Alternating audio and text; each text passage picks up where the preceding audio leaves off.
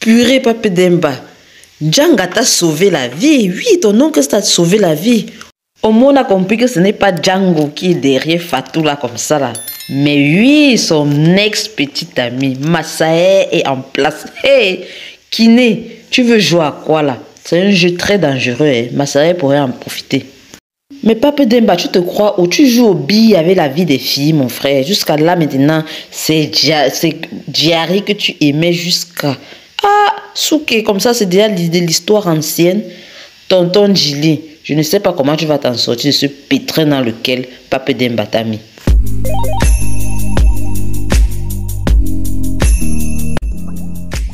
Bonjour les amis, avant de commencer, n'oubliez surtout pas de liker la vidéo, de vous abonner, mais surtout d'activer la cloche de notification.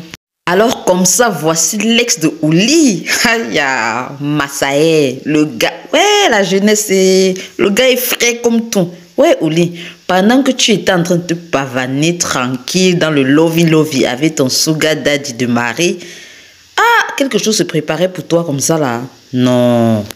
Qui eût cru que vous vous serez retirés comme ça pour passer du bon temps ensemble, dans la tranquillité, loin de tous les regards, que c'est vraiment là-bas que Massae allait apparaître.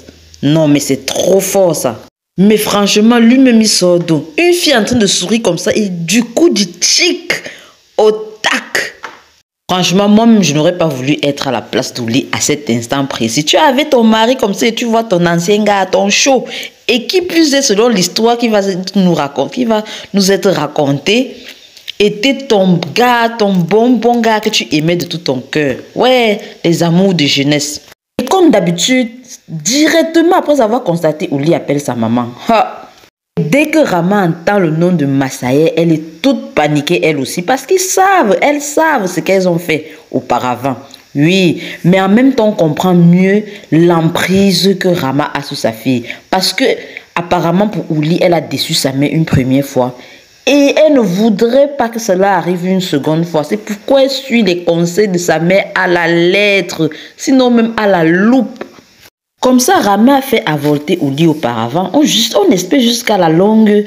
Ça ne va pas causer des précédents à Ouli qui ne pourra peut-être pas avoir d'enfant parce que c'est curieux quand même qu'elle soit avec Mansour depuis aussi jeune et qu'elle n'arrive pas à avoir d'enfant. Au moins, on comprend. Il pourrait avoir ce côté-là comme premier indice. Ils vont en faveur du fait qu'elle n'arrive pas à accoucher depuis là ou du moins à tomber enceinte.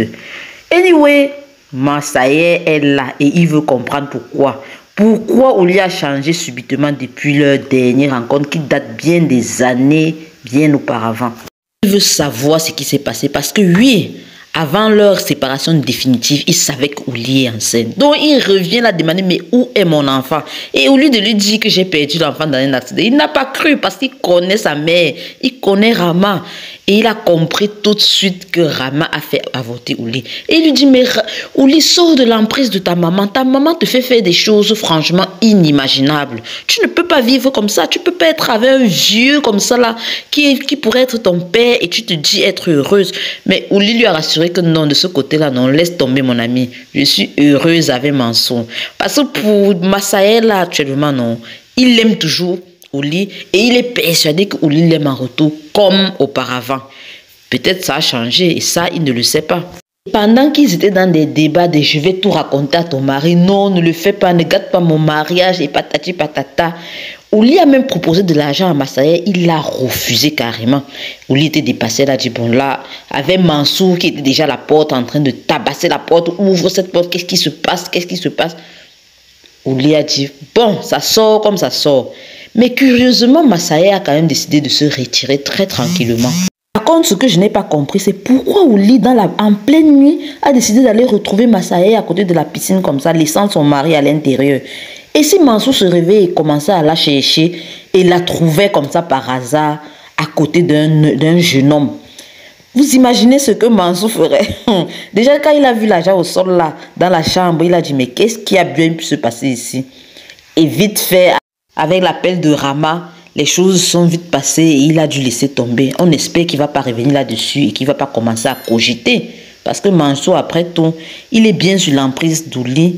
Mais je crois que jusqu'à un certain point. En attendant, on dirait que Massae est apparu à un point Mais c'est-à-dire c'est une coïncidence quoi, parce que Kiné au même moment décide de l'appeler comme elle avait promis à Fatou de faire ressortir l'ex d'Ouli. Mais il a décroché, il ne sait pas qui c'est. Est-ce qu'il va adhérer à ce qu'elle va lui proposer? Parce que Massaë là comme ça, il aime Ouli. Il est sûr que Ouli l'aime aussi encore en retour. Peut-être il pourrait le faire. En même temps, si c'est quelqu'un qui n'a pas besoin de faire du mal vraiment à Ouli, il pourrait aussi refuser la proposition de Kiné. Restons en alerte et voyons ce qui va se passer. Ah, Papa Demba, on a cru que c'était fini pour toi. Mais toi, là, le petit fanfaron, tu peux crier toi dans un quartier comme celui de Souké, comme ça, tu t'attends à quoi? Sur le territoire de Django. Heureusement que Django était là. Sinon, le gars te finissait comme une plume. Le gars était préparé que, mais quelle est cette espèce-là qui vient troubler la tranquillité de notre coin comme ça, là? Tu te crois tout permis, mon ami? Tu as quelle force? Alors qu'on sait que la dernière fois, le gars t'a humilié, t'a bien tabassé, tu as même failli pisser sur toi. Tout ça pour une femme, après l'avoir copieusement insultée. Et bam, le lendemain, ta tête a déjà tourné 5 tours jusqu'à ce que tu es en train de penser à autre chose. Mon frère, c'est toujours toi. Vous jouez au calme avec les sentiments des gens. Hier, c'était Diarrhée, ensuite Souké. Et aujourd'hui, tu veux retourner chez Diarrhée. Non, mais mon ami, c'est au ping-pong ici là qu'on est. Non, non, non, non, tu te trompes là. Jusqu'à tu viens voir toi ton faux ami de Yérim Silla pour lui expliquer la situation. Franchement, si tu savais comment il te regarde, seulement quand tu dis que mais celui-ci là même qui dégage. Et voilà, il est justement en train de te pousser pour de vrai dans les mains de Souké. Parce qu'il sait que il veut s'accaparer déjà de Diarrhée. En tout cas, tu as choisi la mauvaise personne à l'heure-ci pour aller plaider en ta faveur à côté de Diarrhée. Hein. Parce que là, c'est mort quoi. Yérim ne fera plus jamais un travail de ce genre et il va bien t'aider pour être avec Souké. Ah oui, oui. En attendant, comme d'habitude, ta mère a toujours préparé. Elle a toujours un coup d'avance sur vous. Et oui. Et voilà Diarrhée qui atterrit à la maison comme par hasard. Elle vient rendre visite à sa mère malgré votre séparation. Et bam, bon, tu avais une opportunité de parler là. Mais tu as fait comprendre à Diarrhée que non, tu as gaffé, malheureusement, puis retourner en arrière. Mais on connaît les mots des garçons là. Tu parles comme ça pour tâter le terrain et voir comment Diarrhée réagit un peu. Parce que tu as honte de dire clairement que je veux retourner avec toi. Ce qui est tout à fait normal. Hein. Tu devrais bien avoir honte, Papa Demba. On sait que le cœur a les raisons que les raisons elles-mêmes ignorent. Mais ici, là, non, Diarrhée, si toi-même tu acceptes aussi facilement de revenir avec Papa Demba, non, tu as fuck up, tu es dans le ndem total. Parce que voilà, là, comme ça, là, comme il revient vers toi, ces vrais problèmes ne font que commencer. Même si Rama dit qu'elle va mettre tout en œuvre pour que vous reveniez ensemble là. Entre-temps là, la chute de Souké là, j'espère seulement que ce n'est pas la grossesse. Parce que si c'est le cas, non, vous allez vivre l'enfer tous les trois. Un trio d'enfer. Ah oui, oui. On espère seulement que si c'est le cas, si Souké est vraiment enceinte, tu ne vas pas venir dire que, ah, avec tous les problèmes que tu as eu avec elle là, que non, c'est sûr que c'est l'enfant de Django, pardon.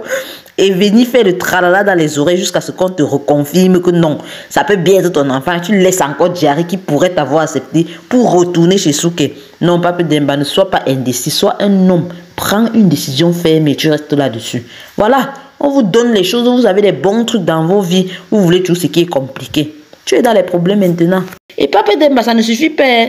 Tonton Gili, que tu as mis dans les problèmes là, jusqu'à tu crois que tu as trop bien fait. Je suis d'accord, il faut être honnête. Mais le tout aussi là, non. Tu ne sais pas ce qui te prépare.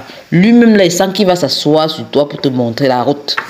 En tout cas, vous êtes tous chacun sous l'emprise de l'autre. Nous, on reste sous celle de Marodi. Ciao, ciao.